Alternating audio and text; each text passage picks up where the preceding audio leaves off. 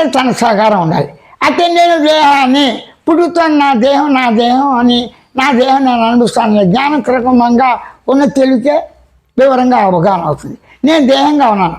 దేహాన్ని కొన్నావా? ఎవరిని అమ్మారా? ఎవరి వల్ల వచ్చింది? అమ్మ నాన్న వల్ల వచ్చింది. అమ్మ నాన్న దేహాలు ఎలా వస్తాయంటే ఈ దేహం నశిస్తే ఎక్కడికి పోతుంది?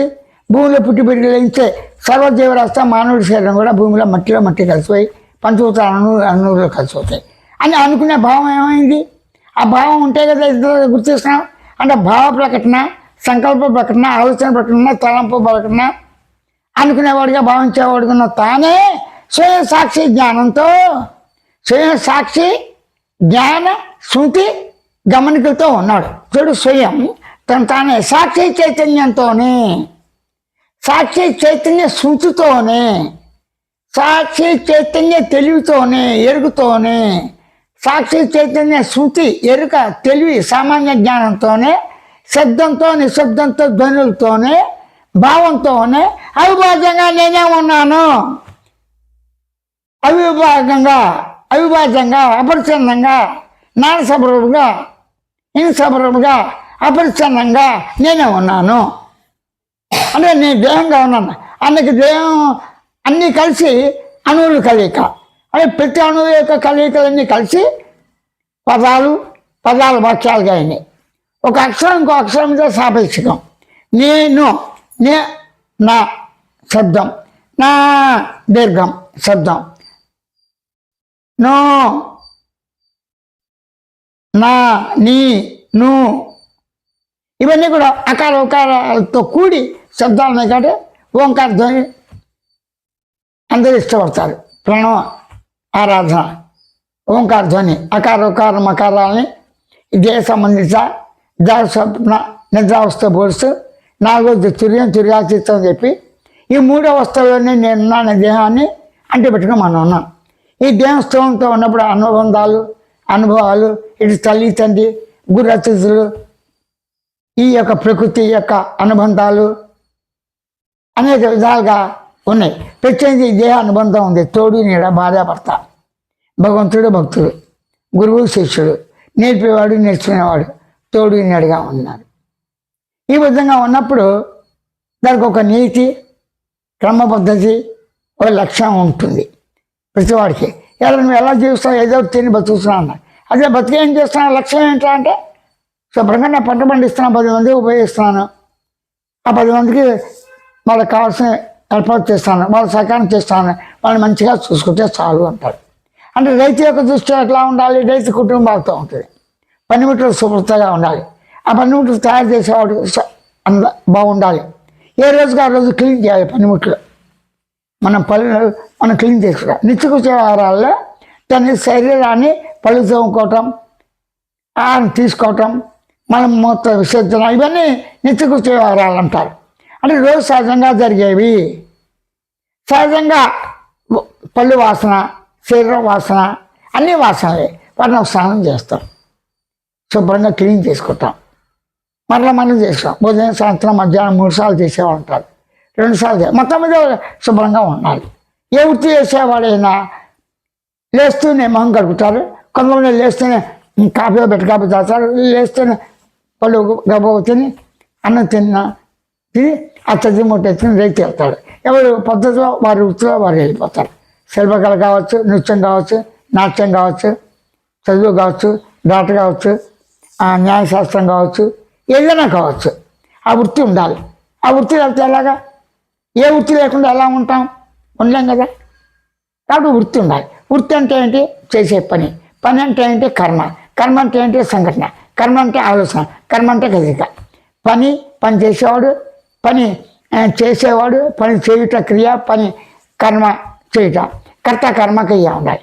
దానివల్ల లాభం, నష్టం, సుఖం, దుఃఖం, మంచి చెడు, పాపం, పుణ్యం, శుభాశుభాలు అన్నీ ఉంటాయి. అప్పుడు తను ఏ పని చేసినా కష్టపడి చేయాలి. ఆ పని కర్త ఎవరు? తానే. కర్మ ఎవరు? తానే. క్రియ ఎవరు? తానే. కర్త కర్మ క్రియ తానే అయ్యాడుగా. అనుభవము అనుభవించాడు, అనుభూతి అన్నీ తానే కదా. నేను నిద్ర అనుభవిస్తున్నాను. ఆ నిద్ర అనుభవం ఎలాగుంది? అక్కడ ఏ శ్రమ లేదు.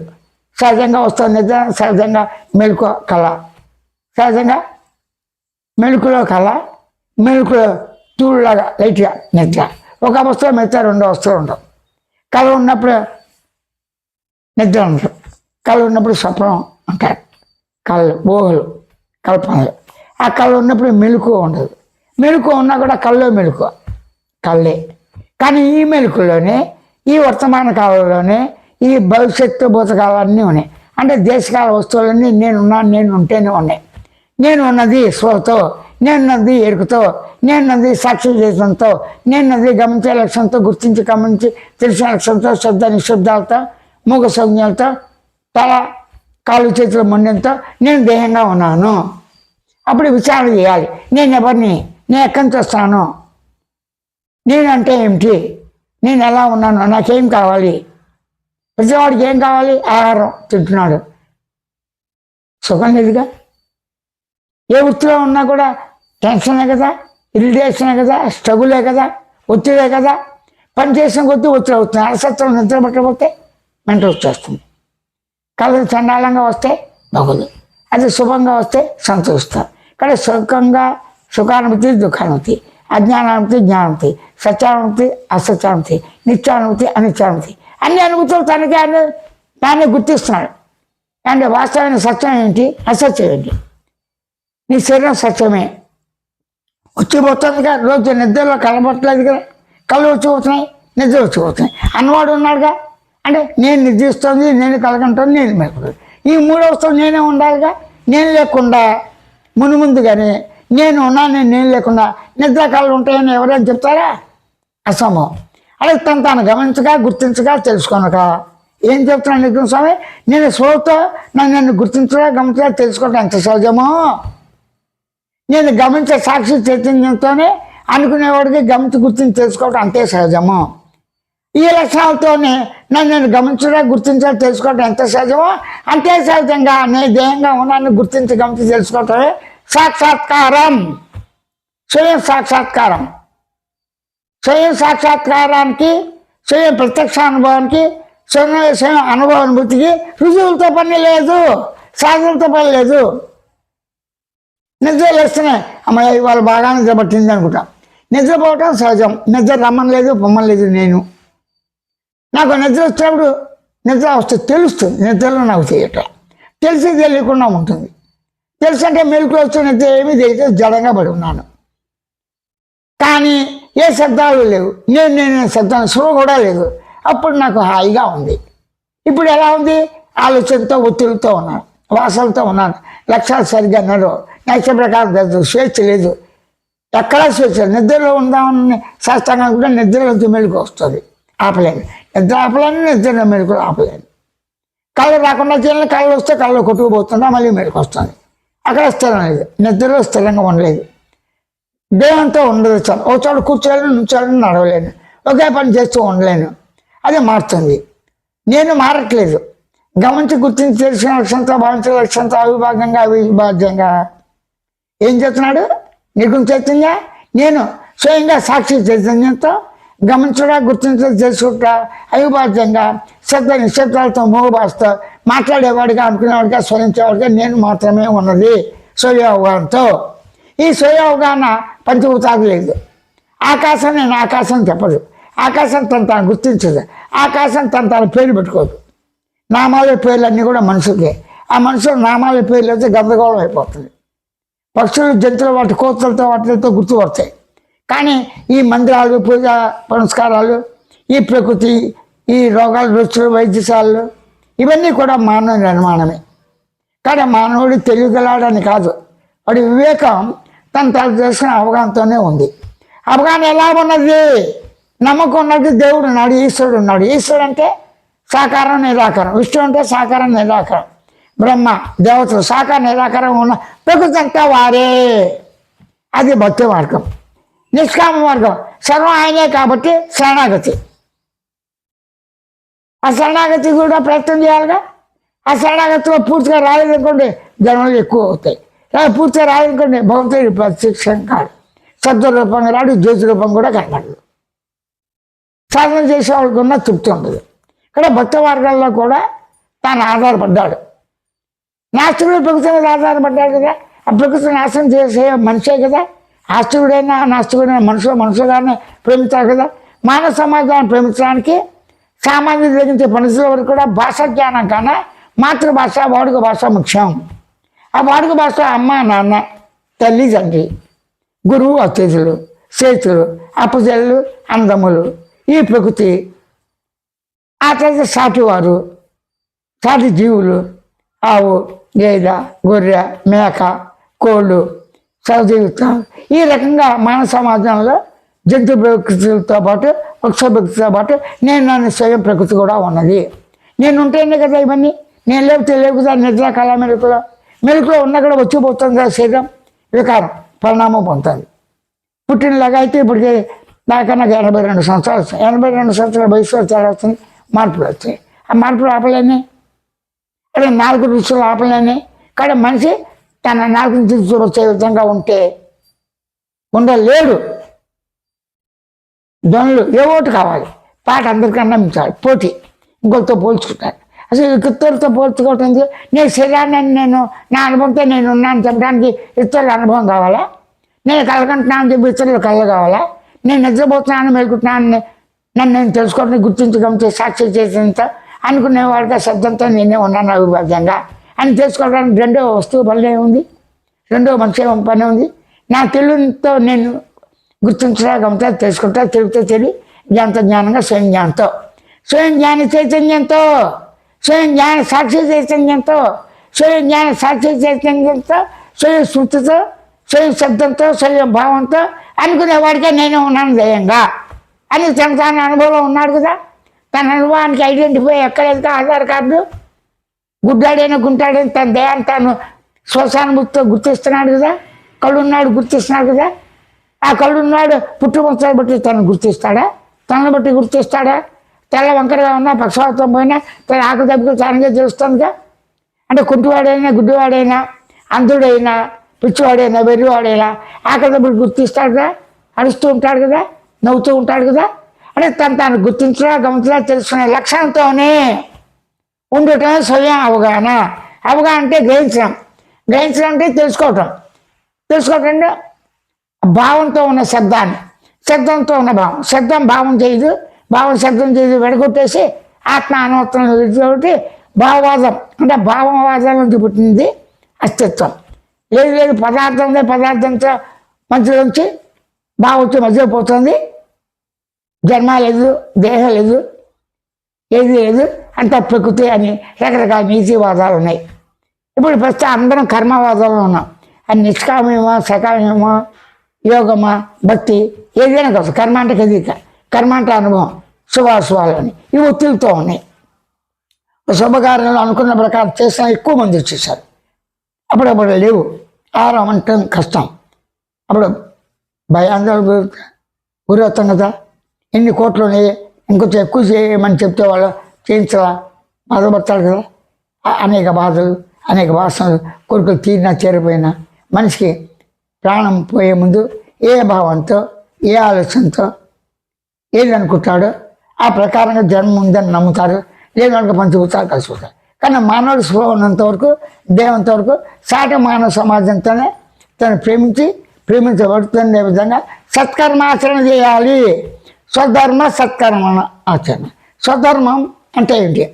తాను తెలుసుకోవటమే స్వధర్మం. తన తత్వాన్ని తెలుసుకోవటమే స్వధర్మం. ధర్మీ అంటే ధర్మం చేశాడు. బాబాయ్ ధర్మం చేయండి అని బెచ్చగా అలాగదు. ధర్మం అంటే తన గుణాలని తన లక్షణాలను తాను గుర్తించడం గమనించడం చేసిన లక్ష్యంతో ఉండి ఆ లక్ష్యాన్ని గుర్తించి గమనించి ఓరుకుండు అని మాత్రమే సహజ మౌనానుభూతి, సహజ ఆనందానుభూతి, సహజ సత్ ఉనికి అనుభవానికి ఆనందానికి పరిపూర్ణ సహజ స్థితి, మౌన సహజ స్థితి, ఆనంద సహజ స్థితి, అనుభూతి సహజ స్థితి, జ్ఞాన సహజ స్థితి, సాక్షి చెందిన సహజ స్థితిని గుర్తించగంతో ఓరుకుండు అని మాత్రమే నిర్గుణ చెందిన విజ్ఞప్తి ప్రకటన చేస్తున్నాడు స్వానందంతో. నిర్గుణ చైతన్య స్వానందంతో తాను గుర్తించే లక్ష్యంతో అది శబ్దాన్ని గుర్తించి భావంతో ఉండు. భావాన్ని గుర్తించి గమనించి ఓరుకుండు. నేను సాక్షిని, నేను శబ్దం, సాక్షి అనే శబ్దంతో స్వయం గమనిక సహజమే. స్వయం గమనిక స్వయం స్మృతి అవగాహన. స్వయం గమనికే స్వయం స్మృతి జ్ఞాన అవగాహన, స్వయం జ్ఞాన స్వయం స్మృతి స్వయం సాక్షి స్వయం భావ స్వయం పదార్థ అవగాహన, సత్యాంత అవగాహన, పరిపూర్ణ మౌన అవగాహన, స్వయం అవగాహన. స్వయం అవగాహన అంటే గ్రహించడం. నిద్ర వస్తుంది, గ్రహిస్తున్నాం, అవలించాలి. ఆహారం తిన్నాం, మనముత్తాలు వస్తున్నాయి, గుర్తించి గమనిస్తున్నాం. దానికి ఏ కృషి, ఏ శ్రమ, ఏమీ పని లేదు. శ్రమ లేకుండానే మాట్లాడుతున్నాం. నువ్వు మాట్లాడుతున్నావు, నువ్వు అనుకుని మాట్లాడవు కదా. ఆకలి నువ్వు అనుకుంటే వస్తుందా? అన్నీ అనుభూతున్నాయి. అనుభూతులు లేనిది ఏమీ లేవు. స్వానుభవంలోనే నేను ఉన్నాను, నేను ఒకటి ఉన్నది. విచారణ మార్గంలో అనేక పద్ధతులు, అనేక విధాలుగా మాత్రం అనుభవంలో చెప్తారు. ఆ రమణ మనిషి అంతర్గత గురువు. ఆ విధంగా రామకృష్ణ, దత్తాత్రేయులు, శంకరులు, వీళ్ళు అందరూ కూడా అంతర్గత గురువులు ప్రయాణం చేస్తేనే ఒక మానవాకారంతో నేను మీ ముందు ఉన్నాను. నేను మానవాన్ని. ఎవరికి వాళ్ళే మనం గుర్తించి గమనించి తెలిసిన స్మృతినే ఉన్నాం. స్మృతి అయితే ఇది లేదు. స్మృతి అంటే జ్ఞాపకం, స్మృతి అంటే స్మృతి, స్మృతి అంటే గుర్తించడం. ఆ గుర్తించినప్పుడు గమనించకుండా గుర్తించలేదు కదా, తెలుసుకోకుండా గుర్తించకుండా. తెలిసే లక్షణం, జ్ఞాపక లక్షణం రెండు తానే. అంటే జ్ఞాన స్మృతులు తానే ఉన్నారు. జ్ఞానం ఉన్న జ్ఞాపకం ఉన్న తానే. అంటే జ్ఞానం ఉన్నది అంటే జ్ఞాపకం లేకుండా ఎలా చెప్తారు? జ్ఞాపకం ఉందంటే తెలుసుకునే తెలివి ఉండాలి కదా. తెలివి జ్ఞానం ఉండాలంటే శబ్దం భావం ఉండాలి, అనుకోవటం ఉండాలి కదా, గమనించే లక్షణం ఉండాలి కదా. అంటే స్వయం సాక్షి చైతన్య సన్నిధానంలోనే, నిర్గుణ సన్నిధానంలోనే, చైతన్య సన్నిధానంలోనే వచ్చే భక్తులకి మనందరం కూడా మన స్వరూపం, స్వభావం, తత్వం, నిజం ఎలా ఉంది? సత్యార్థ పరిపూర్ణ మౌనంగా స్వేచ్ఛగా నాకు నేనే స్వయంగా ఉన్నాను. కనుక ప్రత్యేకించి నేను మౌనంగా అవటం, మౌన గమనిక అనేది లేదు. అనుభూతిలో ధ్యేయంగా ఉన్నాను. ఉన్న ధ్యేయాన్ని వాడటం నేను ఎవరిని అనుభూతి సాగలేని ధ్యేయం ఎప్పటి నుంచి వచ్చింది, నా మనసు ఎప్పుడు వచ్చింది అని ఎవరైనా విచారణ చేయాల్సిన అవసరం లేదుగా. నేను ఉన్నాను. నేను సిద్ధాన్ని ఎవరైనా విచారణ చేయాలంటే నేను ఎవడైనా ప్రశ్న ఏముంది? నేను ఎవరిని గమనించేవాడిని, నేను ఎవరిని గుర్తించేవాడిని, నేను ఎవరిని తెలిసినవాడిని, నేను ఎవరిని ఎరుకుని, నేను ఎవరిని స్వామి, నేను ఎవరిని అనుకునేవాడిని, నేను ఎవరిని సత్యాంత పరిపూర్ణ మౌనంగా స్వేచ్ఛగా ఉన్న ఉనికిగా నేనే ఉన్నాను. నాకు నేను ఆస్వాదించడా, గమనించడా, గుర్తించడా, తెలుసుకుంటా. స్వయం గంత స్వయం స్వతోనే స్వయం గుర్తించి గమనించి ఊరకుండు. స్వయం ఎరుకుని స్వయం జ్ఞానంతో తెలుసుకుని గుర్తించి ఊరకుండు. మన సహజ స్థితి అది మౌనం, అనుభవ, ఉనికి, పరిపూర్ణ స్మృతి, స్వేచ్ఛ, సహజానుభూతి. సహజానుభూతిని గుర్తించి గమనించి ఊరకుండు అని మాత్రమే నిర్గుణ చైతన్య విజ్ఞప్తి చేస్తున్నాడు. నా తత్వం, మీ తత్వం అనేది లేదు. మనందరి తత్వం, సర్వ జీవరాశుల తత్వం తాను ఉంటేనే కదా. తన తత్వం స్వచ్ఛంద పరిపూర్ణ స్వేచ్ఛగా నేనుగానే ఉన్నాను అని ఈ దేవం ఉన్నప్పుడే ధర్మార్థ కామ మోక్షాలని ఆచరించాలని శాస్త్రాలు విస్తారంగా చెప్పినాయి. శాస్త్రజ్ఞానం అత్యవసరం ఎప్పుడు? వ్యవహార జ్ఞానంలో మాత్రమే. వ్యవహార జ్ఞానంలో శాస్త్రజ్ఞానం ఉండాలి. భావ ప్రకటనకి భావంతో భావాన్ని గుర్తించి గమనించి తెలుసుకోవడానికి స్వయంగాంతాలి. స్వయంగాంతాన్ని వ్యవహార జ్ఞానం కూడా చేయాలి. వీడు మంచాడు, వీడు చెడ్డాడు. నువ్వు మంచి చెడు ఆలోచన రెండు నీకున్నాయి కదా. నీలో మంచి చెడు ఆలోచన, నువ్వు మంచి చెడు ఆలోచన ఉన్నావు కదా. వాడు చేస్తాడు పైకి మంచాడు చెడ్డాడు అంటున్నాడు. నువ్వు చెడ్డాడు మంచాడు అనిపించుకోవడానికి అనుకో కదా. నిద్ర అనిపించుకోవడానికి నిద్ర రమ్మన్నావా, కళలు రమ్మన్నావా, మెలకులు రమ్మన్నావా? అనుబంధాలు ఎప్పటి నుంచి వచ్చాయి అన్న ప్రసక్త అప్రసక్త, రాగద్వేషాలు, ప్రేమ మమతలు, కామకోదాలు, ఈ గుణాలన్నింటినీ నాశనం చేయాలి. మనోనాశనం, బుద్ధి నాశనం చేయాలి. ఆ జీవుడు నశించాలి. ఈశ్వరు జగత్తు జీవుడు ఈశ్వరు భ్రాంతి, మిథ్య, అనేక సిద్ధాంతాల పద్ధతులు, అనేక కోకోలలుగా మార్గాలు మతాలు ఉన్నాయి. అవన్నీ సిద్ధాంతానికి పరిమితమైన, అనుభవం యోగ్యమైన, సంపూర్ణమైన అవగాహన ఉన్నదని ఈ దేవం ఉన్నప్పుడు ఎవరూ ప్రకటించలేదు. అయితే నేనేదో ప్రత్యేక కొత్తగా నేను ఉన్నాను ఉనికి అనుభవంతో, నేనున్నాను స్పృహతో, ఎరుకగా స్పృహతో నేనే ఉన్నాను. ఆ స్పృహను గుర్తించి గమనించితే నేనున్నాను అనుకునేవాడు ఈ శరీరంతో కూడా జీవితం జరిగింది, జరగబోయేది, జరుగుతున్నది అంతా కూడా ఆటోమేటిక్ జరిగిపోతుంది. నువ్వు మాట్లాడుతూ ఉంటావు, నువ్వు మాట్లాడుతూ అలా చెప్తూ ఉంటావు, కాస్త కాపీ టీ తాస్తావు, లోపల జీర్ణక్రియ జరగదు, సహజంగా జరిగిపోతుంది కదా. అంటే నువ్వు మాట్లాడినప్పుడు, ఏ ఉడుతున్నప్పుడు, ఏ పని చేసినప్పటికి కూడా ఆ జీర్ణక్రియ జాగ్రత్త చేసుకుంటా నువ్వు చేస్తున్నావా? ఓ మిషన్ ఉన్నావు, స్విచ్ ఒకటి కనుక సరిగ్గా నొక్కకపోతే సరిగ్గా రాదు. మరి దేవుని మిషన్ యంత్రం,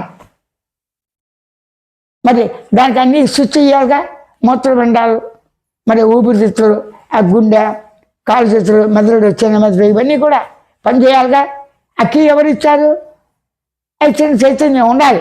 కానీ నేను అవగాహన లేని వాడికి చిన్నప్పటి నుంచి సంస్కారం చేత ప్రకృతిని అంగీకరించవచ్చు. మానవ సమాజాన్ని ప్రేమించే విధంగా ఉంటే చాలు. నమ్మకాలు, వ్యక్తిగత నమ్మకాల అనుభవాలు ఉన్నా అవే ఉన్నాయి, అదే కరెక్ట్ అని చెప్పి పార్టీలోకి మార్చాలి. మనం వెళ్ళాలి, ఈ పార్టీలు మార్చాలి, ఇది ఉండాలి, ఈ ధోరణి తప్ప రైటే కాదు. ప్రశ్న ఎరుకుంటేనే గుర్తించా, ఎరుకుని గుర్తించి వాళ్ళకి ఆ నిద్ర మైదాన సార్. మైదానం అంటే సెక్స్ అని కాదు, కోరికలు. చిన్నప్పుడు ఆట వస్తువు పక్క వాళ్ళకుంటే మనం లేకపోతే బాధపడతారు కదా, తల్లిదండ్రి తన కూడా బాధ కదా. ఈ విధంగా చింత నుంచి ప్రాణం పోయేంత వరకు ఆ వయసును బట్టి కోరికలు, వయసులో తోడు నీడ, సంసారం, సెక్స్. మానవుడిని సృష్టిస్తున్నాడు. ఆ జంతువు నుంచి వచ్చాడు, నాలుగు జంతువు వచ్చిన ప్రసక్తి అప్రసక్తం. మానవుడు సృష్టిస్తున్నాడా, జంతువులతో కలిసి మానవుడు వచ్చాడా, కోతులతో వచ్చి మనుషాకారం వచ్చింది, ఇవన్నీ సిద్ధ కట్ట కాదా అని కదా అప్రసక్తం. 10 సంవత్సరాల తర్వాత ఈ పంటకి పెరుగుతుంది అనేది మొక్కలు వేసాం, టేకు మొక్కలు. అప్పట్లో గ్యారంటీ లేదుగా. మన దృష్టిలో కాదు, మన సంతానం దృష్టిలో, ఇరుగు పొరుగు దృష్టిలో ఈ ప్రకృతి అందరికీ కావాలి, నాశనం చేయకూడదు. కానీ ప్రకృతిని నాశనం చేయకుండా నేను తల్లి, తండ్రి, గురు, అతిథుల్ని, ఈ ప్రకృతిని, శారీరక రాశిని శ్రమత్వంతో, దృష్టితో ఎప్పుడు ఏది ఎంతవరకు అవసరమో అప్పుడే పుట్టినట్టుండే మొక్కలకి నిండా నీరు పెట్టామో చచ్చిపోతాయి. చెట్టుకి నీరు కాసిన పోస్తే కుదరదు. భూగర్భం సత్తుతో మనం పోయాలి కదా. ఆ విధంగా నేను దేహబుద్ధే కాదు. అస్థి అంటే ఆత్మ అంటే బ్రహ్మం, అస్థి అంటే ఉనికి, సత్తు, చిత్తు, ఆనందం, నిత్యం, పరిపూర్ణ, మౌనంతో స్వేచ్ఛ, స్వతంత్రంగా, నిరపేక్షంగా. ఓ దాని మీద ఆధారపడలేదు, ఓ దాన్ని పుట్టుకి నేను కానగదు. ఉనికిని తెలుసుకోదు. ఆనందాన్ని గుర్తించదు, గమనించదు, తెలుసుకోదు. అనుభవం అందు. మౌనం మాట్లాడదు, గమనించ గుర్తించదు అని స్వయం గమనికలోనే తాను గుర్తించి కోరుకుందండి. అంతే చాలు. కాబట్టి ఈ ప్రకృతి గురించి చెప్తే ఎంతైనా ఉంది. నీ గురించి చెప్పబోతే ఏముండదు. మౌనంలో ఏది ఉండదు. మౌనం అంటే ఏంటి? ఒక మౌనం, కాస్త మౌనం, నిశ్శబ్దంగా ఉంటాం కదా. సహజంగా మౌన ఉనికితో, మౌన అనుభూతితో, మౌన ఆనందంతో, మౌన పరిపూర్ణతో నేనున్నాన్ని రసాస్వరూప లక్షణాలతో, అస్థి భాతి ప్రియం నామరూప లక్షణాలతోనే సంపూర్ణంగా నేనే ఉన్నాను. అహమస్మి, స్వయమస్మి, స్వయమస్మి, అహమస్మి. అహం అంటే నేను, అస్మి అంటే ఉన్నాను, స్వయంగా ఉన్నాను, స్వయమస్మి. దేహాస్మి, దేహంగా ఉన్నాను, పరిపూర్ణంగా ఉన్నాను, మౌనంగా ఉన్నాను అని సవినయంగా ఎరుగుతో గుర్తించగా ఉంచి మనందరం ఉన్నాం.